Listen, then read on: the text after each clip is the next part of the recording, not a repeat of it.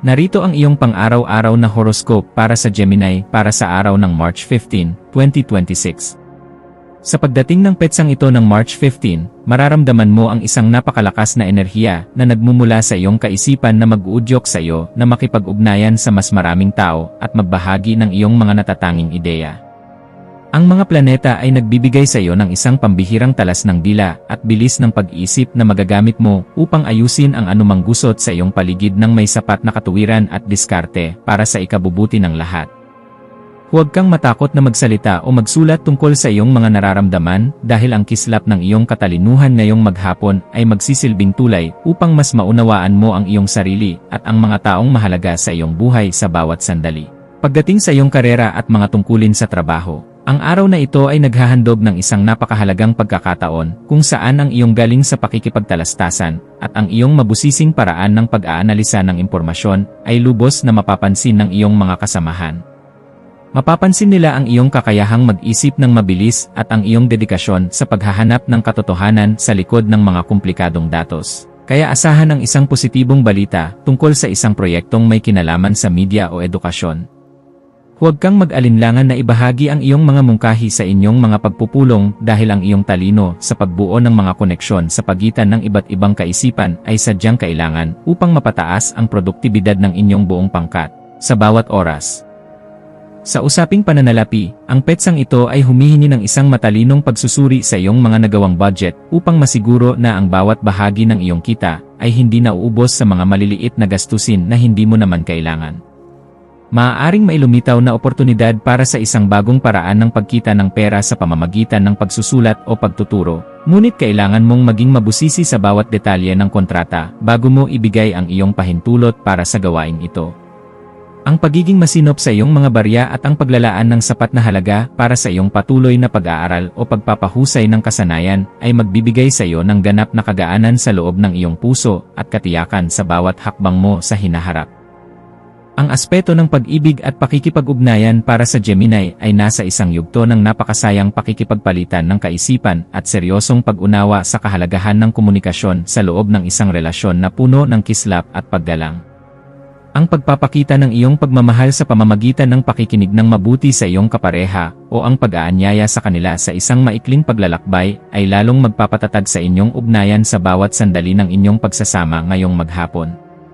Para sa mga naghahanap pa ng makakasama, ang iyong masayahin at kagalang-galang na aura ay magsisilbing magnet para sa mga taong naghahangad ng isang partner na may malawak na pangunawa at marunong magpahalaga sa tunay na ganda ng matalinong usapan. Ang iyong kalusugan ay dapat maging isa sa iyong mga pangunahing prioridad sa pamamagitan ng pagbibigay ng sapat na atensyon sa iyong baga, kamay, at sa iyong pangkalahatang antas ng sigla na maaaring makaramdam ng pagod dahil sa sobrang pag-isip. Ang iyong katawan ay humihiling ng sapat na pahinga mula sa inday ng mundo at pagkain ng mga pagkaing nagpapatatag ng iyong nervous system upang mapangalagaan ang iyong lakas habang tinatapos mo ang iyong mga mabusising obligasyon ng may sapat na katuwiran. Ang pagsasagawa ng mga ehersisyo sa paghinga o ang simpleng paglalakad habang nagbabasa ng isang magandang libro ay makakatulong upang mailabas ang mga negatibong vibes at mapalitan ito ng sariwang inspirasyon na magpapabuti sa iyong buong pakiramdam. Sa iyong pakikipagkapwa-tao, ang iyong papel bilang isang matalinong tagapamagitan at mapagkakatiwalaang tagapayo ay magiging sentro ng atensyon, lalo na sa mga taong nangangailangan ng iyong mabusising opinyon upang maresolba ang kanilang mga hindi pagkakaunawaan. May isang kapatid o malapit na kapitbahay na maaaring lumapit sa iyo upang humingi ng tulong tungkol sa kung paano magiging mas malinaw ang kanilang pakikipag-usap sa iba, at ang iyong mga salita ay magsisilbing gabay na mahalaga sa kanila. Maging mapagmasid sa bawat pakikipag-usap dahil ang bawat impormasyon na iyong ibabahagi ay nagtataglay ng kapangyarihan na makapagpabago ng pananaw ng iba nang may sapat na pagkilala sa kanilang sariling kakayahan at kalayaan sa bawat kilos. Ang iyong malikhaing isipan ay magkakaroon ng pambihirang kislap sa hapon, lalo na sa mga gawaing may kinalaman sa pagsusulat, pagdidisenyo, o anumang paraan ng pagpapahayag na nagpapakita ng iyong pagiging mabusisi sa sining ng pagbabahagi ng impormasyon sa marami. Huwag mong limitahan ang iyong sarili sa isang estilo lamang, bagkus ay subukan ang mga makabagong platform na magpapakita ng iyong galing habang pinapanatili ang kalidad at dangal ng iyong mga gawa para sa iyong sariling kaganapan.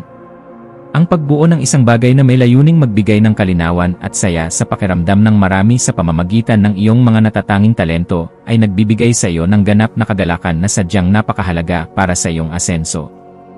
Para sa pamilya, asahan ang isang kaganapan sa loob ng tahanan na mangangailangan ng iyong pagiging mahinahon upang maging maayos ang takbo ng inyong samahan sa kabila ng mga posibleng maliliit na usapin tungkol sa inyong mga araw-araw na gawain.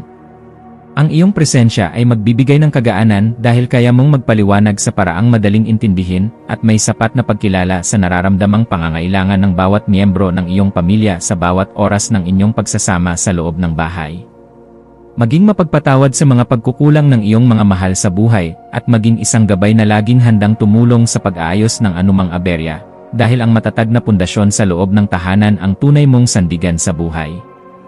Ang iyong intuwisyon ay magsisilbing isang matalas na kumpas sa pagpapasya tungkol sa isang bagong oportunidad na may kinalaman sa iyong personal na paglago o sa pagpapaganda ng iyong sariling kasanayan sa pakikipag-ugnayan sa mga taong may malalim na karanasan.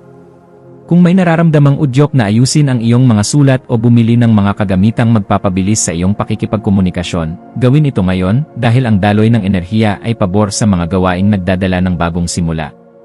Ang iyong panloob na boses ay malakas na nagpapaalala na handa ka na para sa isang mas mataas na antas ng kaganapan sa iyong pagkatao. Kaya pakinggan ito at huwag hayaang ang mga alinlangan ay humadlang sa iyong asenso. Sa aspeto ng edukasyon at pagkuha ng karunungan, ang iyong isipan ay magiging kasing talas ng isang kidlat na handang unawain ang bawat komplikadong impormasyon upang mahanap ang pinakaugat ng katotohanan sa iyong mga pinag-aralan ngayong araw na ito. Gamitin ang panahong ito upang magbasa ng mga materyales na magpapalawak ng iyong pangunawa sa mga usaping may kinalaman sa lingwistika, teknolohiya, o sa mga paraan ng wastong pamumuhay dahil ang mga ito ay sadyang makakatulong sa pagpapabuti ng iyong disposisyon. Ang bawat impormasyon na iyong matututunan ay magsisilbing hiyas sa iyong isipan, kaya huwag kang titigil sa paghahanap ng liwanag hanggang sa marating mo ang ganap na kalinawan na iyong matagal nang hinahanap. Iwasan ang pagiging masyadong mabilis magdesisyon nang hindi sinusuri ang lahat ng anggulo upang hindi ka makagawa ng pader na maglalayo sa iyo sa mga bagong pagkakataon na maaaring magpabilis sa iyong pag-unlad sa bawat sandali. Ang pagpapanatili ng isang balanse sa pagitan ng iyong pagiging mabusisi sa iyong mga mitiin at ng iyong pagiging mahinahon sa pakikitungo sa iba ay isang kasanayan na dapat mong pagtuunan ng pansin ngayong araw upang mas lalo kang irespeto ng lahat. Ang pagpili sa kung ano ang nakakabuti sa iyong pangmatagalang mitiin nang hindi isinasakripisyo ang iyong mga prinsipyo ay magbibigay sa iyo ng mas mabilis na resulta at mas malalim na kagalakan sa bawat sandali ng iyong pakikipagsapalaran. Ang iyong espiritual na aspeto ay nangangailangan din ng pagkalinga sa pamamagitan ng paghahanap ng sandali ng katahimikan sa gitna ng iyong abalang schedule upang muling makakonekta sa iyong panloob na lakas na nagbibigay ng direksyon sa iyong buhay. Ang pagninilay-nilay tungkol sa iyong mga tunay na hangarin para sa isang makabuluhang pamumuhay na puno ng kislap ng katotohanan ay magbibigay sa iyo ng sagot kung bakit kailangan mong maging matatag at kung paano mo magagamit ang iyong talino para sa kabutihan. Ang pagpapasalamat sa bawat biyaya, maliit man o malaki, na iyong natatanggap ay magbubukas ng pinto para sa mas marami pang milagro, kaya panatilihin ang iyong integridad at ang iyong pagiging marangal sa lahat ng pagkakataon. Maging mapagmasid sa mga mensahe, email, o mga usap-usapan na iyong matatanggap ngayong hapon, lalo na ang mga may kinalaman sa iyong mga personal na proyekto o sa mga impormasyong maaaring makaapekto sa iyong reputasyon, at siguraduhin na naintindihan mo ang bawat detalye. Ang paghingi ng payo sa mga taong may sapat na karanasan sa iyong larangan o sa iyong mga mentor ay isang matalinong hakbang na dapat mong gawin upang maprotektahan ang iyong mga interes at ang iyong pinaghirapan sa loob ng mahabang panahon. Ang pag-iingat sa ganitong mga usapin ay magbibigay sa iyo ng kapanatagan na ang iyong mga hakbang ay nasa loob ng katuwiran at hindi ka malalagay sa alanganin dahil lamang sa kakulangan sa mabusising pagsusuri. Sa pagdating ng gabi, maglaan ng oras upang ayusin ang iyong kapaligiran at ang iyong isip sa pamamagitan ng paggawa ng mga bagay na nagpapakalma sa iyong sistema, gaya ng pagliligpit ng iyong mga sulat o ang pag-aayos ng iyong digital na kagamitan para sa susunod na araw. Ang kaayusan sa iyong kapaligiran ay direktang nakakaapekto sa iyong pakiramdam. Kaya ang pagliligpit ng iyong mga kagamitan at ang pag-aayos ng iyong paligid ay makakatulong upang maalis ang mga tensyon sa iyong isipan na dulot ng sobrang pagpapakapagod sa maghapon. Ang pagpapasalamat sa bawat tagumpay na iyong nakamit sa araw na ito ay magpapanatili sa iyong positibong disposisyon na siyang magsisilbing magnet para sa mas magagandang balita na darating sa iyong pintuan bukas. Bilang huling payo para sa iyo, laging tandaan na ang tunay na lakas ay matatagpuan sa pagkakaroon ng isang mapayapang puso na laging handang umunawa sa sarili at sa ibang tao nang may sapat na pagmamahal sa bawat sandali ng iyong pagkilos.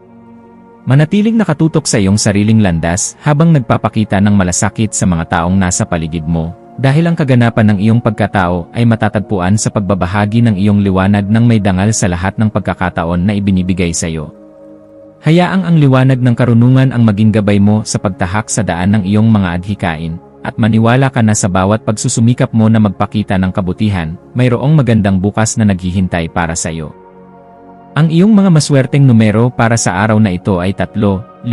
at 19. Ang iyong maswerteng kulay ay dilaw o mapusyaw na asul na sumisimbolo sa katalinuhan at kalinawan ng isip. At ang maswerteng gawain para sa araw na ito ay ang pagsusulat sa iyong diary, ang mabusising pag-aayos ng iyong mga dokumento, o ang pakikipag-usap sa isang kapatid upang muling mahanap ang iyong kagalakan at sigla sa buhay.